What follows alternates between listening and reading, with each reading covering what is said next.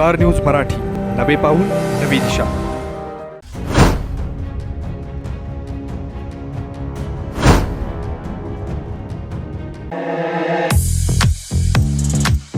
दिवाळी सणासाठी नवीन फॅशनच्या नवीन व्हरायटी तसेच नामांकित ब्रँडचे व्हाईट पॅटर्न शर्ट आणि प्रिंटेड शर्ट्स प्रथमच विट्यात द पायरेट्स ऑफ आउटफिट विटा येते. कपडे खरेदी करा आणि मिळवा 2 शर्ट आणि 2 जीन्स खरेदीवर multimedia mobile phone free, 1 shirt खरेदीवर 1 इयरबड फ्री, 2 शर्ट खरेदीवर 1 मेटल ट्रिमर फ्री. आमचा पत्ता कराड विटा रोड, जुनी पाण्याच्या टाकीजवळ, पॉवर हाऊस रोड, रोकडे गल्ली विटा. 12 वर्षापासून ग्राहकांच्या सेवेत असलेले महालक्ष्मी फूड्स, जयराम मसाले विटा.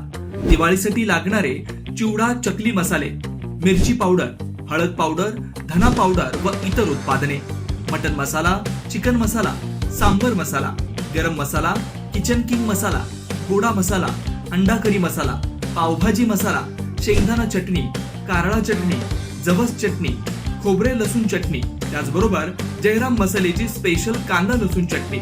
ऑर्डर प्रमाणे चटणी तयार करून मिळेल.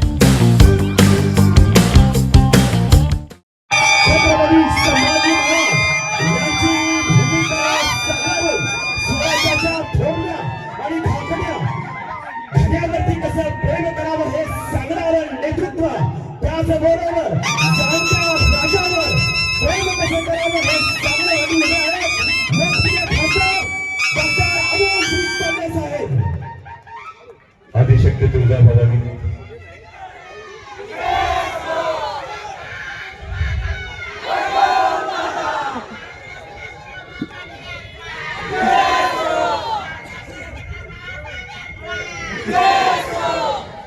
याला म्हणतात आवाज.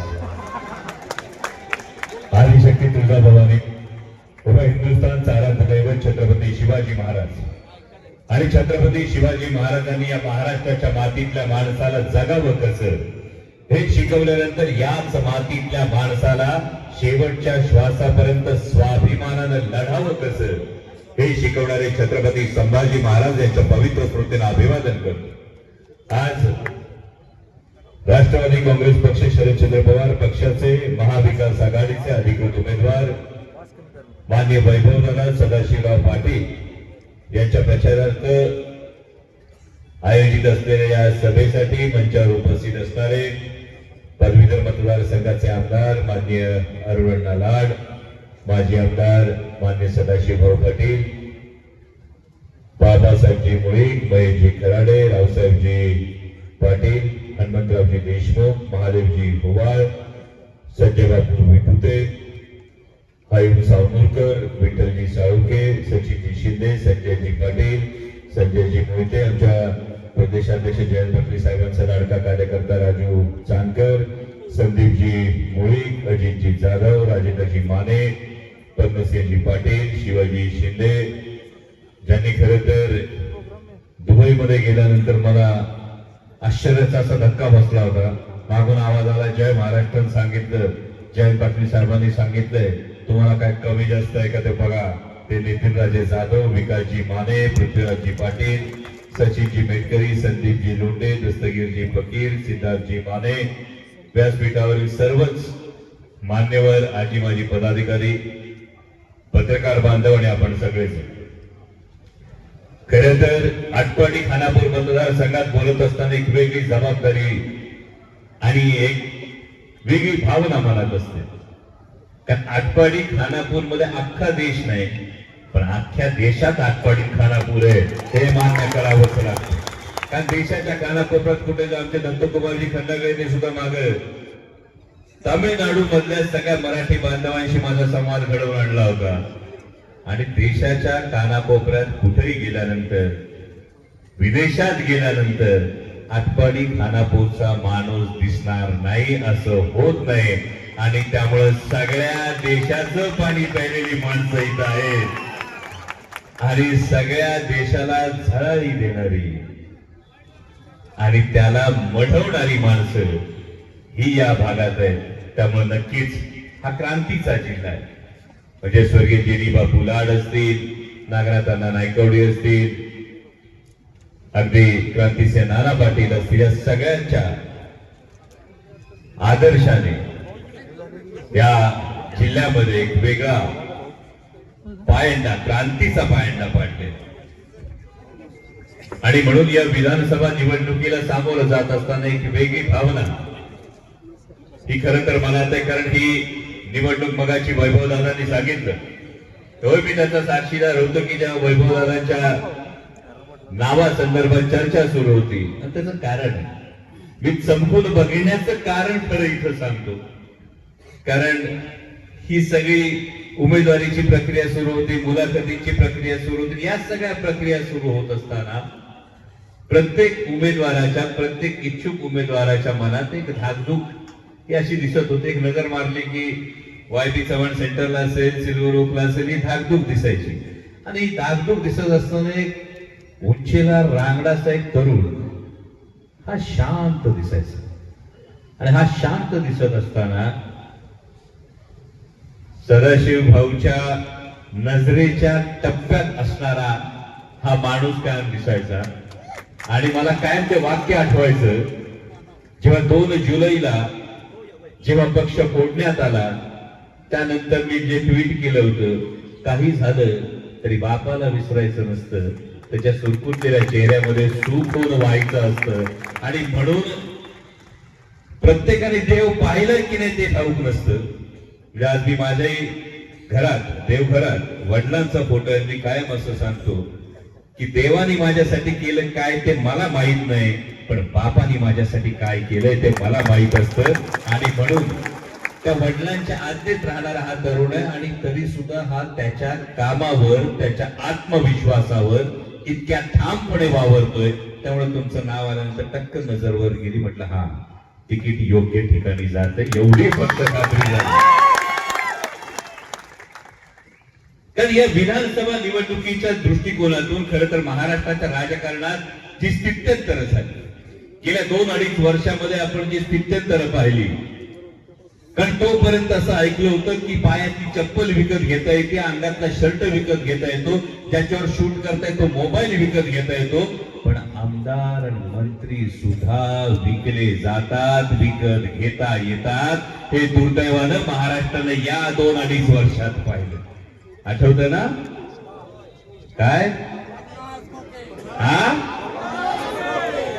50 खोके एकदम ओके, आणि तरी बी मत मागायला येत्यात पोकी. ही परिस्थिती आज महाराष्ट्राची झाली. आणि हे होत असताना कशासाठी नेमकं करण्यात आलं? म्हणजे ज्यांनी हिंदू हृदय सम्राट शिवसेना प्रमुख बाळासाहेब ठाकरेची शिवसेना फोडली, त्यावेळी काय सांगण्यात आलं संजय बाबू? त्यावेळी सांगितलं हिंदुत्वासाठी ही भूमिका केली. आणि हे होत असताना कशासाठी नेमकं करण्यात आलं?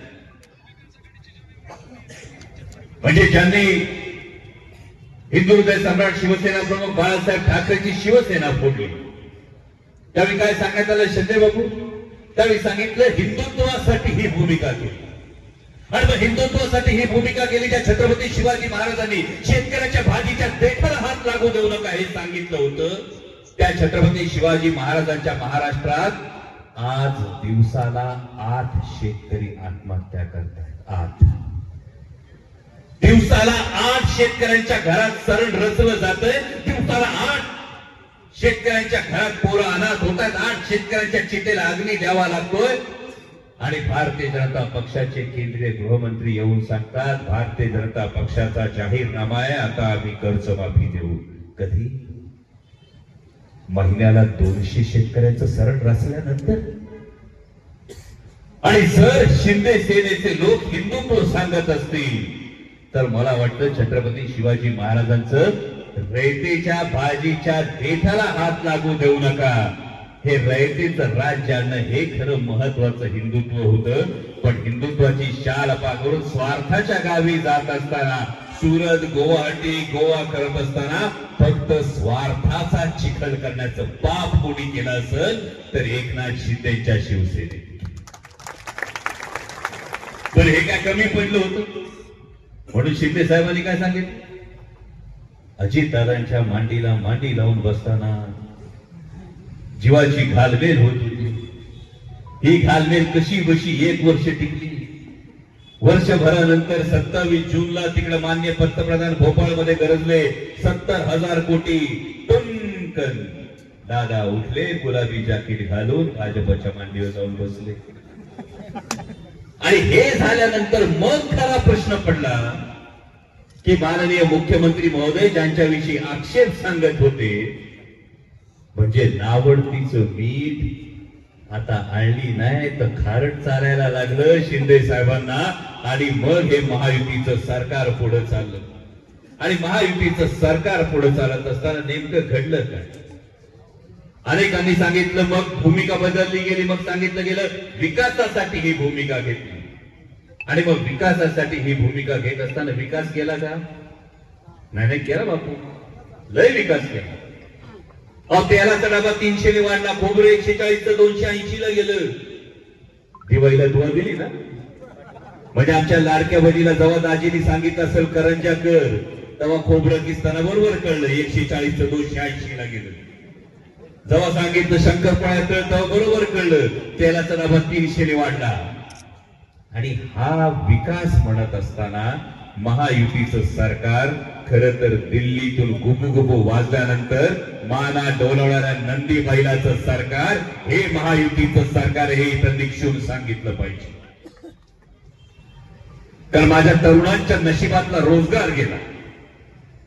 म्हणजे माननीय उपमुख्यमंत्री आणि मुख्यमंत्री सांगतात, माननीय मुख्यमंत्र्यांचं तर विधान ऐकलं असं. ते विधान ऐकलं होतं की दिल्लीचे पॉपा सांगतात एक गेलं दुसरं देतो, दुसरं गेलं तिसरं देतो. पण वेदांता फॉक्सकॉन गेला, बस ट्रक पार्क गेला, टाटा एअरबस गेला. तब्बल 4.5 ते 5 लाख कोटींची गुंतवणूक केली. माझ्या तरुणांच्या जवळपास 6 ते 7 लाख तरुणांच्या नशिबातला रोजगार गेला. हा रोजगार गेला तरी सुद्धा काय झाडी, काय डोंगर, काय हॉटेल म्हणणाऱ्यांनी महाराष्ट्राच्या वाट्याला काय हा प्रश्न मात्र विचारला नाही. आणि गंमत बघा, आता सुद्धा येत होतो तर वैभव दादा आल्यानंतर मागे बॅगा राहिल्या. घाईघाईने इलेक्शन कमिशननी बॅगा चेक केल्या. माझ्या दुसऱ्यांदा बॅगा चेक केल्या. त्या दिवशी कर्जत जामखेडला गेलो तेव्हाही बॅगा चेक केल्या. आता आलो तेव्हाही बॅगा चेक केल्या. माझी पत्रकार बांधवांना विनंती आहे, खेड शिवापूरला गाडी पकडली गेली ती राष्ट्रवादीच्या कार्यकर्त्याची नव्हती, ती धनुष्यबाणवाल्यांची होती. आणि जशा आमच्या बॅगा चेक झाल्या तसे धनुष्यबाणाचे नेते आल्यानंतर त्यांच्या सुद्धा एकदा बॅगा लोकांसमोर चेक करा. म्हणजे 50 खोके एकदम ओके खानापूर आटपाडीमध्ये होणार नाही याची खबरदारी बाळगा, एवढीच कळकळीची विनंती. कारण हा सगळा प्रवास होत असताना मगाशी येताना छत्रपती शिवाजी महाराजांचा अश्वारूढ पुतळा पाहिला आणि सहज मनात विचार आला की छत्रपती शिवाजी महाराजांनी सुरत लुटली, एकदा नाही दोनदा लुटली. ठामपणे सांगितलं पाहिजे. मान्य अर्धे उपमुख्यमंत्री देवेंद्रजी फडणवीस वेगळा इतिहास सांगायचा प्रयत्न करतात. पण होय, छत्रपती शिवाजी महाराजांनी सुरतेच्या धनाढ्य व्यापाऱ्यांना हिसका दाखवला. शाहिस्तेखानाला जे नुकसान केलं होतं त्याचा वचपा काढला आणि सुरतेची आलेली संपत्ती ही सिंधुदुर्गचा किल्ला उभा करण्यासाठी वापरली. कुर्टे बेटावर सिंधुदुर्गाचा किल्ला उभारायला. इतिहास जेव्हा बदलतो तेव्हा परिस्थिती कशी बदलते बघा. छत्रपती शिवाजी महाराजांनी सुरत लुटली आणि सिंधुदुर्गाचा किल्ला उभा केला. आणि आता मात्र दिल्लीतल्या गुजरात्यांनी महाराष्ट्राचे रोजगार लुटले. आणि जेव्हा पुतळ्यामध्ये भ्रष्टाचार झाला तेव्हा छत्रपती शिवाजी महाराजांना सुद्धा रुचलं नाही. पुतळा कोसळला. हा पुतळा कोसळला नाही, हा महाराष्ट्राचा स्वाभिमान कोसळला. आणि प्रत्येक मराठी माणसानं या गोष्टीचा आज जाब विचारला पाहिजे या महायुतीच्या सरकारला. अरे भ्रष्टाचार करत असताना मगाशी कोणीतरी आकडे सांगितले. महायुतीचं सरकार आल्यापासून गेल्या आता मी शिवस्वराज्य यात्रेला फिरताना एका कार्यकर्त्याने सांगितलं, गंमत कशी झाली. आता कोणीतरी महायुतीचा नेता उठतो आणि नेता उठून सांगतो एवढे 1000 कोटी. खानापूर आठवड्याला सांगितलं किती? नाही किती कोटी नाही, मी टक्के विचारले. कारण प्रॉब्लेम असं झालाय आजकाल महाराष्ट्रामध्ये, महायुतीच्या नेत्यांनी वरून आकडा सांगितला तर महायुतीचा नेता उठतो आणि नेता उठून सांगतो एवढे 1000 कोटी. खानापूर आठवड्याला सांगितलं किती? नाही किती कोटी नाही, मी टक्के विचारले. कारण प्रॉब्लेम असं झालाय आजकाल महाराष्ट्रामध्ये, महायुतीच्या नेत्यांनी वरून आकडा सांगितला का खाली कार्यकर्ता कॅल्क्युलेटर काढतोय 10 का 15%.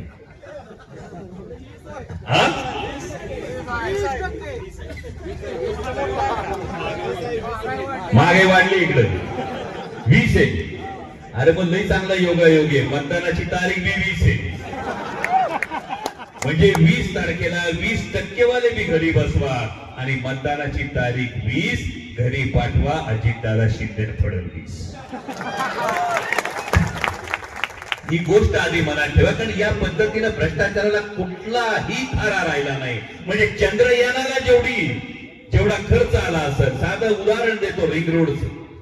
पुण्याचा रिंग रोड पहिलं बजेट होतं 18,000 कोटीचं. पुण्याच्या रिंग रोडचं बजेट गेलं आता 40,000 कोटी. 157% बजेट एकेका प्रोजेक्टचं वाढायला लागलं. आज महाराष्ट्राची परिस्थिती अशी 8.5 लाख कोटीचं कर्ज हे महाराष्ट्रावर आहे. आजही सांगितलं जातं की आणखी आम्ही केंद्र सरकारकडून निधी आणू, पण परिस्थिती अशी आहे की गेल्या महिन्यात शिक्षकांचे पगार झाले नाहीत आणि पुढच्या महिन्यात मंत्रालयातल्या कर्मचाऱ्यांचे पगार वेळेवर होतील की नाही अशी शंका त्यांच्या मनात येते. आणि ही जर परिस्थिती देशाची असेल, ही जर परिस्थिती महाराष्ट्राची असेल, तर अशा परिस्थितीमध्ये माननीय पंतप्रधान काल महाराष्ट्रात आले आणि माननीय पंतप्रधान काय म्हणाले? एक है तो सेफ है. गंमत बघा, खरंच माझ्यासारख्या लहान कार्यकर्त्याला प्रश्न पडला. म्हणजे आधी सांगायचं हिंदू खतरेने, आता अडून सांगायचं, मग उत्तर प्रदेशच्या मुख्यमंत्र्यांनी येऊन सांगायचं बटेंगे तो कटेंगे. आता माननीय पंतप्रधान म्हणतात एक है तो सेफ है. देशाच्या पंतप्रधानांनी 10 वर्ष हातात सत्ता असल्यानंतर सुद्धा जर तुम्ही आम्हाला सेफ करू शकत नसाल तर आता तुमच्यावर भरोसा कसा ठेवायचा हा सर्वसामान्य नागरिकाला पडलेला प्रश्न आहे. आणि म्हणूनच एक उपमुख्यमंत्री म्हणाले, लाडक्या बहिणींच्या योजनेसंदर्भात म्हणाले, आपल्याला सगळ्यांना माहिती आहे लोकसभेला मतांची झाली कळकी म्हणून विधानसभेला बहीण झाली होती लाडकी. पण या बहिणी ज्या हुशार, बहीण म्हणते लाडक्या बहिणीला तुम्ही 1500 देता, आता 2100 द्यायचं म्हणताय, पण दाजीच्या सोयाबीनला पण भाव द्या, दाजीच्या उसाला बी भाव द्या, भाज्याला जरा नोकरी द्या. यातलं काही घडलेलं नाही. आणि मग बहिणीला हा प्रश्न पडतो का चाय पर शुरू हुई सरकार, गाय पर आकर अटक गई. चाय पर शुरू हुई सरकार, गाय पर आकर अटक गई. बात तो हुई थी 15 लाख की. आठवते ना? बात तो हुई थी 15 लाख की, 1500 में कैसे सिमट गई? इसलिए भाई दादा भाऊ ये गुलाबी धूल हमारी आंखों में न झोंके. इसलिए भाई दादा भाऊ ये गुलाबी धूल हमारी आंखों में न झोंके. आपको गद्दारी के लिए 50 होके और लाडली बहना सिर्फ 1500 में होके. हा गमतीचा विषय सोडून द्या, पण यामधला महत्वाचा मुद्दा हा आहे की 2014 साली यांनीच गळ्यात टाळ घालून जेव्हा यात्रा काढल्या होत्या, या यात्रा काढत असताना सांगितलं होतं आमच्या सोयाबीनला 7,000 रुपये भाव मिळाला पाहिजे. 14 ते 24 आज पेट्रोल वाढलं दुपटीने, डिझेल वाढलं दुपटीने, गॅस सिलेंडर वाढला दुपटीने. 5,800 सोयाबीन आलं 3,200 वर. आमच्या पोरांच्या खोड रबर आणि चीज पेन्सिलीवर पण 18% जीएसटी आहे. तुमच्याच खिशातलं काढतात, उलट तुम्हालाच देतात. आणि म्हणून महाविकास आघाडीची पंचसूत्री फार महत्वाची, ही लक्षात घेणं फार महत्वाची. पंचसूत्री काय, तर ही केवळ लाडकी बहीण म्हणून योजना नाही, ही महालक्ष्मी योजना आहे, ज्यामध्ये प्रत्येक माता भगिनीच्या अकाउंटला दर महिन्याला 3,000 रुपये येणार आहे. दर वर्षाला 6 गॅस सिलेंडर मिळणार आहे. लेक जन्माला आली तर तिच्या नावावर फिक्स डिपॉझिट ठेवून ती 18 वर्षाची झाल्यानंतर तिला 1,00,000 रुपये मिळणार आहे. आणि केवळ बहिणीला लाडकी नाही तर माझी माता भगिनी सुरक्षित असली पाहिजे यासाठी शक्ती कायद्याची अंमलबजावणी होणार आहे. ही आहे महाविकास आघाडीची महालक्ष्मी योजना. म्हणजे बहिणीला द्यायचं तर भाऊ बीजेला तर भाऊ आले असतील. येऊन गेले का नाही भाऊ? हा, येऊन गेले ना. भाऊ येऊन गेल्यानंतर भावाला ओवाळलं असेल, भावानी ओवाळणी ताटात टाकली असेल, बाहेर जाऊन भावानी बॅनर लावला का? हा, त्यामुळे आपले खरे लाडके भाऊ हे ओवाळणी टाकल्यावर बाहेर जाऊन बॅनर लावत नाहीत. ते महाविकास आघाडी सारखी सक्षम योजना देतात, जी महालक्ष्मी योजना आहे. दुसरं सूत्र आहे माझ्या शेतकरी बांधवांसाठी. आदरणीय शरदचंद्रजी पवार साहेबांनी पहिल्यांदा आपला 7/12 कोरा केला होता. तो 7/12 3 लाखापर्यंतचं कर्ज माफ करून पुन्हा कोरा करण्याचं काम हे महाविकास आघाडी सरकार करणार आहे. आपल्या पिकाला हमी भाव देण्याचं काम होणार आहे. तिसरी महत्वाची गोष्ट आहे ती म्हणजे दरवर्षी 2.5 लाख तरुणांना रोजगार, जेणेकरून 5 वर्षात 12.5 लाख तरुणांना रोजगार आपण देणार आहोत. जर घरात कुणी आजारी पडले तर पै पाहुण्यासाठी पाहुण्या रावळ्यांना फोन करावा लागतो. जी काही सेविंग असते ती निघून जाते. तरी पोराच्या शिक्षणासाठी, पोरीच्या लग्नासाठी ठेवलेली रक्कम असते ती आजारपणावर खर्च होती. आणि त्यासाठी ही वेळ महाराष्ट्रातल्या कुठल्याही कुटुंबावर येऊ नये म्हणून महाविकास आघाडी सरकारच्या माध्यमातून प्रत्येक कुटुंबाला 25 लाख रुपयांचा आरोग्य विमा दिला जाणार आहे. आणि 5वी फार महत्वाची गोष्ट आहे ती म्हणजे अनेक समाजांचं म्हणणं आहे. प्रत्येक समाज आपल्या हक्कासाठी, आपल्या न्याय हक्कांसाठी भांडतोय. मराठा समाजाचं मागणं आहे, धनगर समाजाचं मागणं आहे, ओबीसी समाजाची काही म्हणणं आहे, आदिवासी समाजाचं काही म्हणणं आहे. समाजामध्ये तेढ न वाढता ही सामाजिक वीण घट्ट राहावी म्हणून महाविकास आहोत. जर घरात कुणी आजारी पडले तर पै पाहुण्यासाठी पाहुण्या रावळ्यांना फोन करावा लागतो. जी काही सेविंग असते ती निघून जाते. तरी पोराच्या शिक्षणासाठी, पोरीच्या लग्नासाठी ठेवलेली रक्कम असते ती आजारपणावर खर्च होती. आणि त्यासाठी ही वेळ महाराष्ट्रातल्या कुठल्याही कुटुंबावर येऊ नये म्हणून महाविकास आघाडी सरकारच्या माध्यमातून प्रत्येक कुटुंबाला 25 लाख रुपयांचा आरोग्य विमा दिला जाणार आहे. आणि 5वी फार महत्वाची गोष्ट आहे ती म्हणजे अनेक समाजांचं म्हणणं आहे. प्रत्येक समाज आपल्या हक्कासाठी, आपल्या न्याय हक्कांसाठी भांडतोय. मराठा समाजाचं मागणं आहे, धनगर समाजाचं मागणं आहे, ओबीसी समाजाची काही म्हणणं आहे, आदिवासी समाजाचं काही म्हणणं आहे. समाजामध्ये तेढ न वाढता ही सामाजिक वीण घट्ट राहावी म्हणून महाविकास आघाडी जाती निहाय जनगणना करणार. ही जाती निहाय जनगणना कशासाठी करणार तर आरक्षणाची जी 50% मर्यादा आहे ही मर्यादा वाढवण्याच्या दृष्टीनं जाती निहाय जनगणना महाविकास आघाडी करणार आहे. ही पंचसूत्री महाविकास आघाडीची. आणि मगाशी बापू बोलताना तुम्ही म्हणाल वाढप्याचं मला लय आवडलं, पण खरं तर सांगली जिल्ह्यात बोलत असताना म्हणजे स्वर्गीय आर आबांची जरूर आठवण येते. कारण खरोखर पक्ष जी 2 जुलैला घटना घडली, ही घडल्यानंतर जर आर आबा असते तर आज आर आबांच्या तोफांनी गद्दारांना पळता भुई थोडी झाली असती. त्या आबांची आठवण सांगली जिल्ह्यात आल्याशिवाय होत नाही. आणि सुरेश भाऊ इथे आलेले आहेत. पण जसं तुम्ही वाढपी म्हणाला तसं एक सांगायला राहिले. 7,500 किलोमीटर फिरलोय, जवळपास 75 मतदारसंघातून फिरून आलोय. महाविकास आघाडीचं सरकार येणार ही काळ्या दगडावरची रेग आहे. आणि त्यामुळं तुम्ही फक्त वाढपी म्हणताय, पण आचारी सुद्धा सांगली जिल्ह्यातला असणारे याविषयी कुणाच्याही मनात शंका नाही. आणि मग आता खानापूर आटपाडीवाल्यांनी ठरवावं, आचारी बी सांगली जिल्ह्यातला, वाढपी जर हक्काचा असेल तर मग आपल्या ताटात विकासाचं पान नक्की वाढलं जाईल याची तुम्हाला प्रत्येकाला खात्री पटली पाहिजे. आणि हे होत असताना मगाशी स्वाभिमानी शेतकरी संघटनेच्या आपल्या अध्यक्षांनी सांगितलं, छत्रपती शिवाजी महाराजांचा सिंधुदुर्गाच्या पुतळ्याचं तुम्ही उदाहरण दिलं. पण त्याच पद्धतीनं जेव्हा आटपाडी तालुक्यामध्ये एका भगिनीवर बलात्कार होतो, बलात्कारासारखी दुर्दैवी घटना होते, तेव्हा छत्रपती शिवाजी महाराजांनी जेव्हा रांझ्याच्या पाटलानं बदंमल केला होता तो पाटील कोणत्या गावचा, कोणत्या जातीचा, कोणत्या पंथाचा हे पाहिलं नव्हतं, त्याचा चौरंगा केला होता.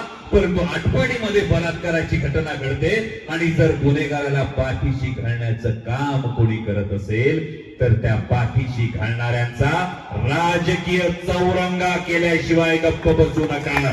एवढंच तुम्हाला कळकळीचं सांगणं आहे. आणि काय टेन्शन घेऊ नका, महाराष्ट्रातली परिस्थिती हीच आहे. आता महाराष्ट्रात फुलत नाही कमळ, महाराष्ट्रात आता फुलत नाही कमळ, बंद पडलंय घड्याळ आणि कुणी किती बी ताण येत नसतोय बाण. त्यामुळे किती बी ताण येत नाही बाण, ही गोष्ट लक्षात ठेवा. आणि आदरणीय शरदचंद्रजी पवार साहेबांचे हात बळकट करण्यासाठी वैभव दादांना खानापूर आटपाडीचे आमदार म्हणून विधानसभेत पाठवा, एवढीच तुम्हाला कळकळीची विनंती करतो आणि थांबतो.